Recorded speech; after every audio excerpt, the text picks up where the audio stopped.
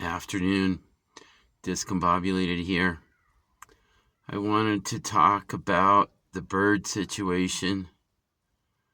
Although nobody's probably interested, nobody really seems to care about the birds at work, and so I imagine it's probably the same for YouTube world where everybody could just kind of care less about bird subjects. But I'm not sure. But I gotta just talk about it because I just need to vent, I guess, or I don't have anybody to talk to about it really, so just talk about it right here. So the last video I made, well, the one where I was talking about it, there were 3 eggs in the nest. And then when I went back the next day, there were 4 eggs in the killdeer nest. And I remember when I first saw the killdeer, I was like, well, how did 3 eggs come out of that little body, uh, and then I read that they don't lay them all at once. They lay them over the course of several days.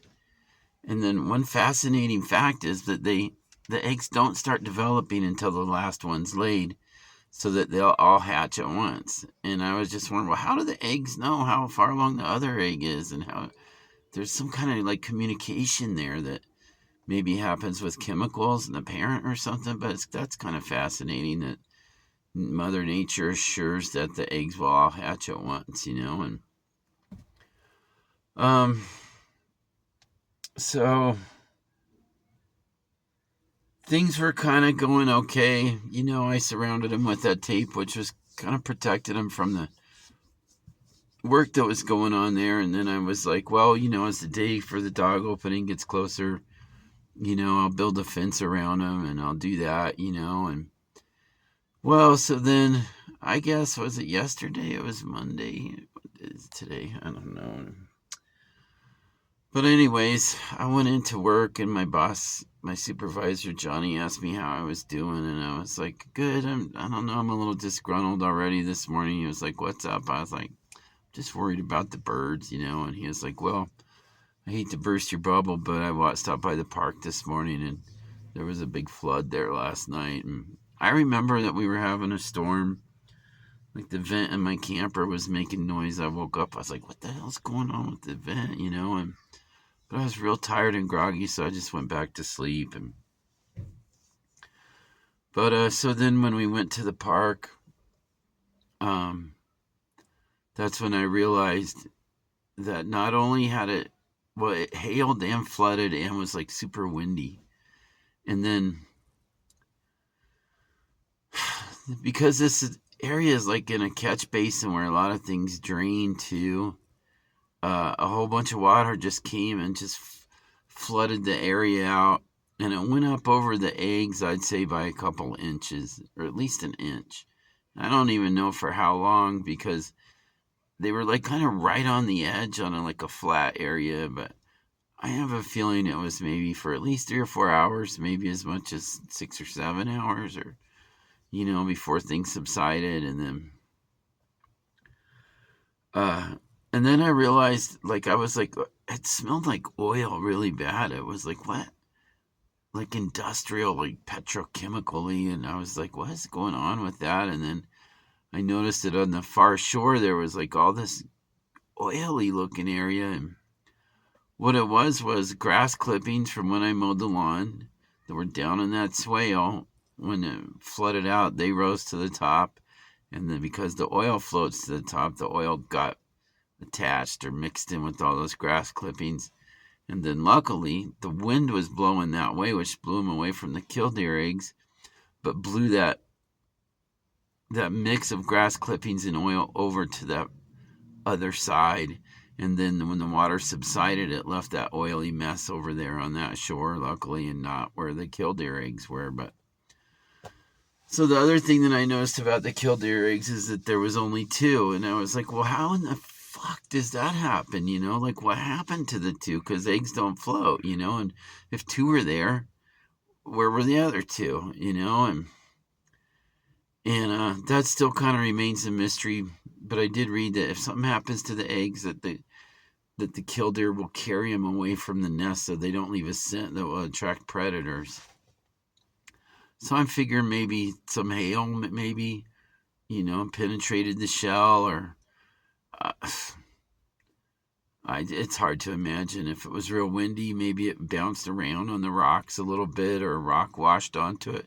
Because that's another thing. One of the rocks that was in the center was missing. And then, well, whatever, they got rough treatment and got broke, so then the birds carried them out. There for a little while, I was pretty sure maybe the arborist had tossed a couple and had a plan on, toss two tonight, then toss one tomorrow, then toss one the next day, and next thing you know, bird problem's gone.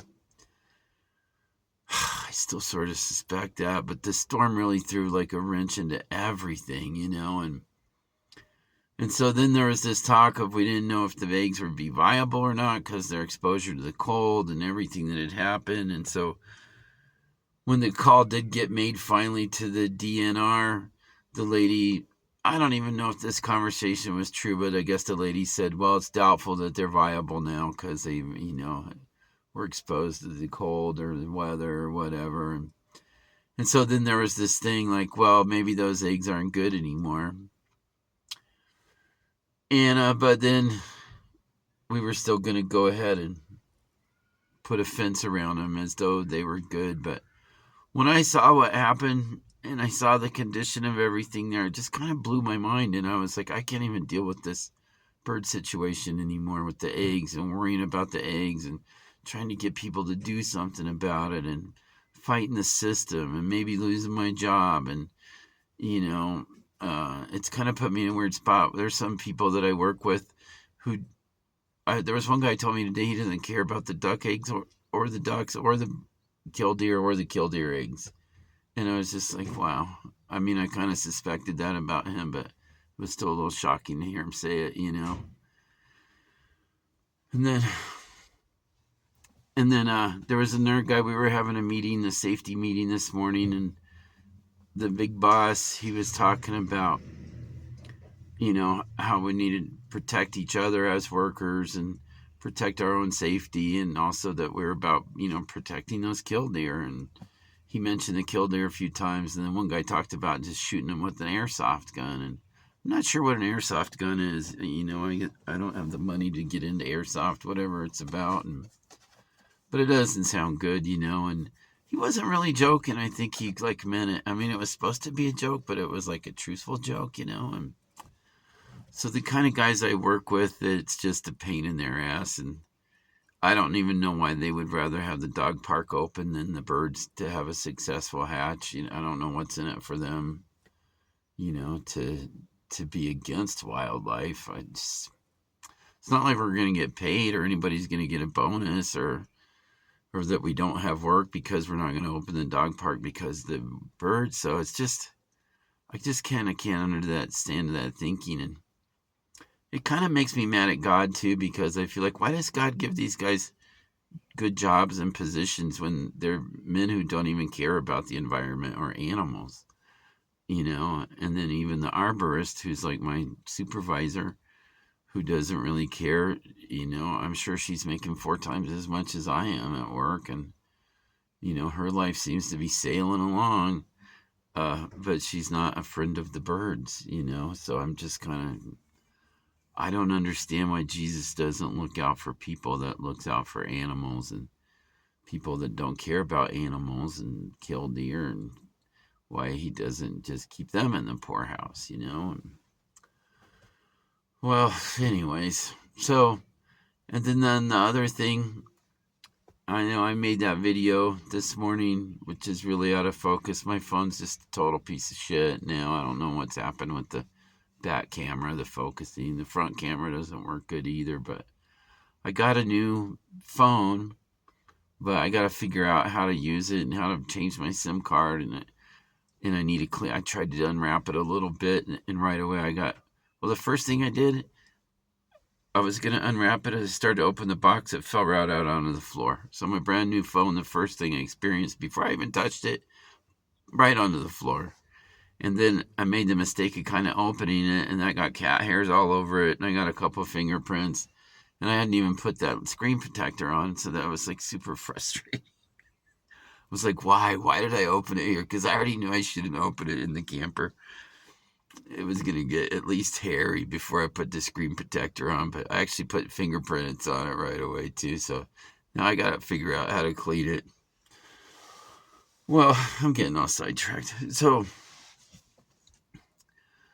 anyways, and then it turns out when I was talking about the eggs with the arborist, and then she said, and now we have another nest.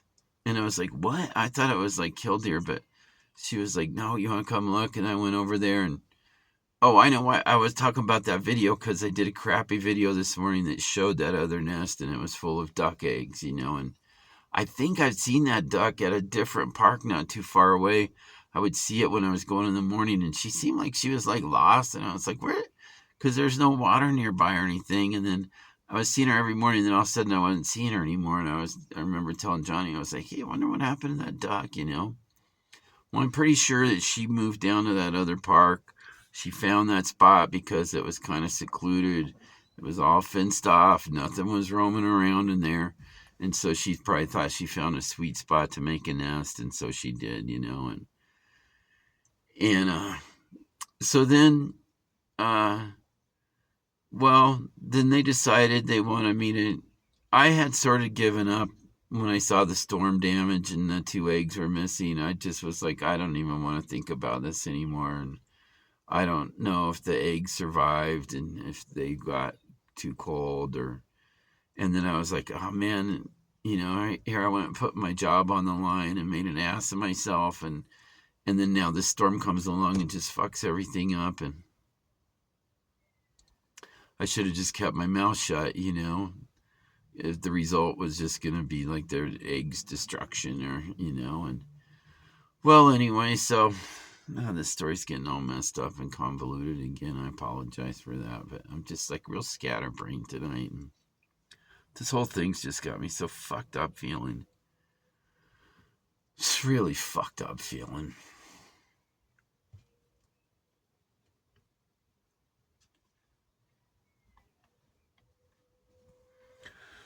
So then I put a fence around it, and today, like, I made a real big perimeter, like probably about a 30-foot diameter, and gave the bird like 15 foot on each side of me, and the bird was still nesting on the eggs. And when I would get a little bit too close, she would get up and start messing around, like to try to get my attention. And I noticed that if I backed up just a little bit, she'd set right back on the nest. So it was like I kind of found a sweet spot where she was comfortable. And so I put the fence at that perimeter. Now, the fence, I mean, it's going to help a little bit, but we're going to have a grand opening on Monday with a whole bunch of big dogs that are just going to be set free from their leashes. And even if the dogs don't jump in there, which is kind of high, but a dog could jump in. Let's say it's maybe 2.5, 3 feet high, maybe 3 feet high. Probably a 3 foot high fence. That just that constant activity and keeping the bird constantly alert is probably going to, mess up the whole situation, I would think. But I felt like, well, at least we're trying something. And after I did it, I spent the whole day, half a day doing it probably, and I felt at least a little bit of satisfaction and like I did what I could, but I just felt like the whole thing was a farce and a folly and just, it's not even going to matter. And then now when they don't hatch or the parents leave, we won't know if it's because of the storm or because the dogs or why. But now this other thing is this duck's nest, with all these eggs in it, and then because of its location, it's next to this log. The arborist wants me to put a fence there, but she wants a real small fence, like maybe like 6 foot in diameter. So how's she gonna set on her nest with a big dog maybe 3 foot away from her, or several big dogs, or dogs running by? I mean, there's no way the duck's gonna want to stay on its nest, So I feel like that duck is doomed. And then when ducks take off, they take off more like 747s. They take off kind of flat. and start flapping their wings, and it takes them quite a while to get airborne. And the arborist feels like they're like helicopters, like she could just like land in that little 6-foot radius and then take off from there. And I need to at least cut a little hole in the fence so she can waddle in and waddle out. But once again, it's just like retarded. The whole thing's just retarded. The dogs and the bird life are just not gonna mix. And so now I'm frustrated about the ducks, but I don't. And then I'm the one who's got to put the fence around the ducks, even though I don't think the fence is going to work as designed, anyways, for sure. So it's like I'm caught up in some stupid bird killing situation, where I'm like one of the worker bees that's helping to just make it all happen, and despite my protesting and despite trying to do things. And so I was thinking today how it reminds me of the dodo bird. I don't know if anybody out there remembers the story of the dodo, but I think it was back in the 1500s. The sailors discovered this island, some exotic place where these birds called dodos that were about 3 foot high and weighed like 26 to 30 pounds, basically like overgrown turkeys. And they didn't have any natural enemies or predators on that island. And they didn't have any fear of humans because they were on that island isolated and just geared for life on that island, and they just ate like fruit and stuff like that. So they were flightless. They didn't even need to fly around because everything they needed was just right there, and they were adapted to that life. Well, when the sailors found them, they were like, all they had to do was walk up to them and grab them and then eat them. And so they just walked up and grabbed them all and then ate them all. And then there were rats on the ship, and there were other things like monkeys and some other stuff that escaped the ship too. Then the rats ate the birds' eggs, and the monkeys ate the birds' eggs. And so in less than 100 years, they completely wiped out the dodos. And there's not a single dodo left in the world. And the last known sighting was in 1660. And I feel like the killdeer is like a modern day dodo bird. They're just not equipped for, their habitat becoming a dog park and tractors. And that was the other thing. The duck's nest, they were trying to clean up the oil spill situation somewhat. And so they brought in a backhoe and some other shit. Remember, they were running it right next to the duck's nest. But the duck's nest is also a federally protected bird situation. But nobody really cares about that. And then the arborist said she called the DNR, and the DNR lady said, well, since there was a storm, they're probably not viable anyway. So it's not like, oh, well, we're going to send somebody out there to check it out. Or, it was just like, it's just a bunch of bullshit. The whole thing's just a bunch of bullshit. So, I don't know. At least tomorrow's payday. I feel like I'm not allowed to break down because of a bird situation.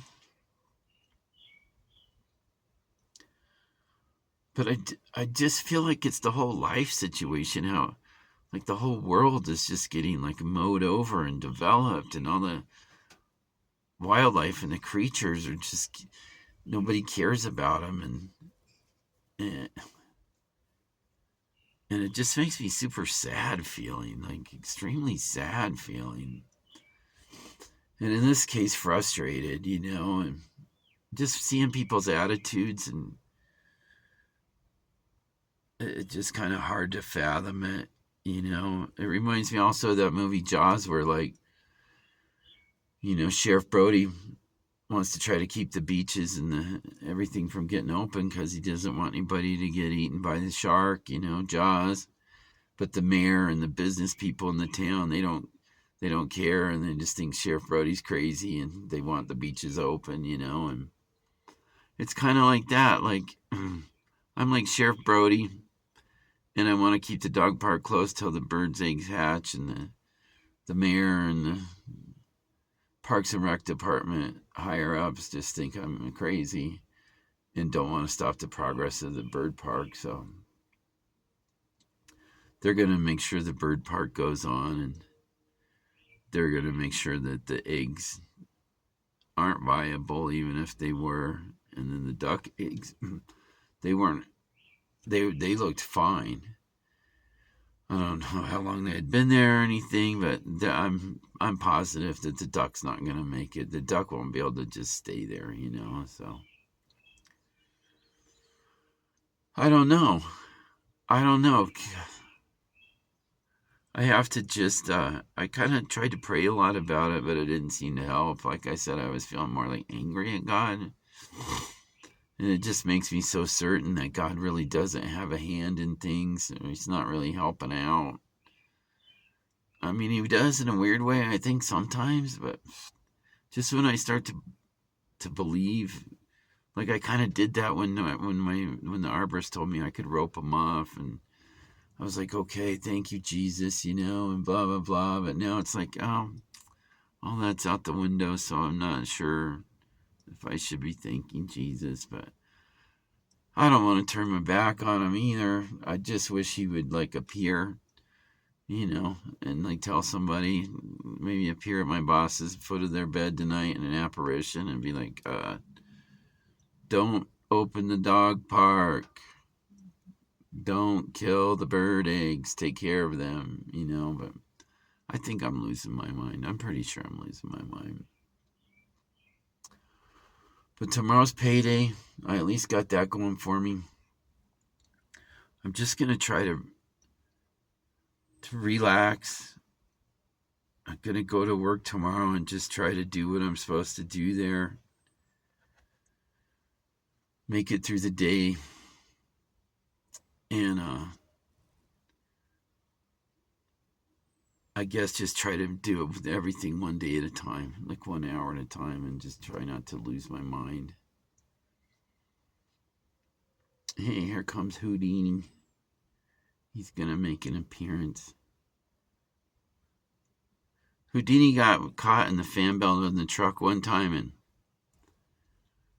I had to come up with $5,000 to bring him to the vet where, like, a specialist guy put plates, and he had, like, broken bones in his shoulder and stuff. And but now he's in great shape, except for one of his eyes got kind of messed up, which is kind of funny. It's the same eye as me. He's got, like, a kind of a cloudy. I think the fan belt, like, kind of squished his face or something weird. Well, whatever. Thanks for listening to me.